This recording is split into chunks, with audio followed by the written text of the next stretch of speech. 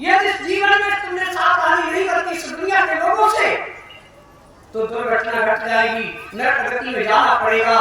सावधानी बरतो।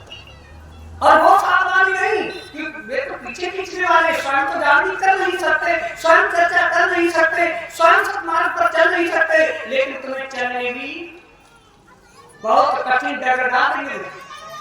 ये धर्मी बताती है, ये भीतर समझाती है हमको, ये भागवत समझाती है हमको कैसे संसार में चलना है।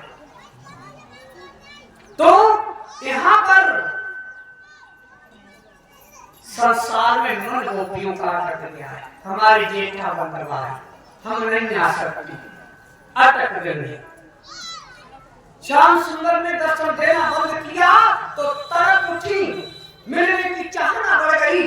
श्याम सुंदर ने कहा, देखा कि मेरी याद में रो रही है, मेरे दर्शन को तरस रही है, संसार से बंधन तोड़ चुकी है जैसे, और मुझ में ही निरंतर रमण कर रही है। मन के द्वारा, मन के द्वारा मेरा ही निरंतर चिंतन करती जा रही है। तो बांसुरी को बजाया, और इस तरह से बांसुरी को बजाया जिस गोपी का नाम आ रहा है बांसुरी में। दूध दुलिए छोड़ दिया, बच्चे बिस्तर पार करा रही है छोड़ दिया, पति को भोजन करा रही है छोड़ दिया, सारे बंधनों को तोड़ दिया और चल पड़ी है। सासुरी सखियां आत्मा के पति के पास जा रही है तो श्रृंगार करने, तो उल्टे सीधे श्रृंगार करके दौड़ रही है। होश नहीं है, अपना शरीर का होश नहीं है कि हमें कानों में क्या पहनना चाहिए, हमें हाथों में क्या पहनना चाहिए, हमको गले में क्या पहनना चाहिए, होश नहीं है। नाक का कान में पड़ गया तो ठीक है, कान का नाक में डाल दिया ठीक है, पैर का हाथ में डाल दिया ठीक है, ऐसा उनका हाल हो गया है क्योंकि चित्त वृत्ति खो बैठी है उनकी याद में कि हमारा स्वामी बुला रहा है हमको, हमारा पति बुला रहा है हमको, और दौड़ पड़ी है।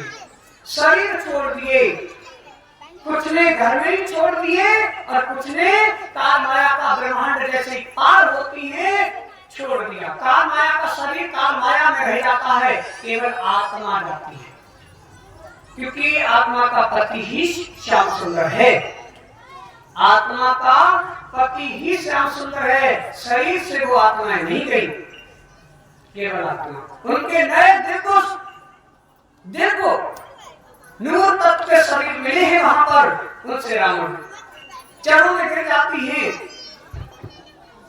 बच्चे हैं, पत्नी है, सब कुछ है, क्यों आई हो, तुम्हारा ये धर्म नहीं है। चरणों में गिर जाती है कि वो हमारे शरीर के प्रति है, आप हमारी आत्मा के प्रति है। हम भूल गए कि आपको इस माया ने विचलित कर दिया था हमको, क्योंकि कृष्ण ही आत्मा के प्रति है। और इस आत्मा के पति यदि श्याम सुंदर है तो हमको जाना कहाँ चाहिए? पति के पास। आत्मा का पति परमात्मा है, कृष्ण है। कोई देवता हमारी आत्मा का पति नहीं हो सकता, केवल पर ब्रह्म परमात्मा श्री कृष्ण ही हमारी आत्मा का पति है। और पत्नी का कर्तव्य है पति के अलावा किसी दूसरे का सपने में भी सुमिरन ना करे, सपने में भी सुमिरन ना करे, ये पत्नी का कर्तव्य होता है।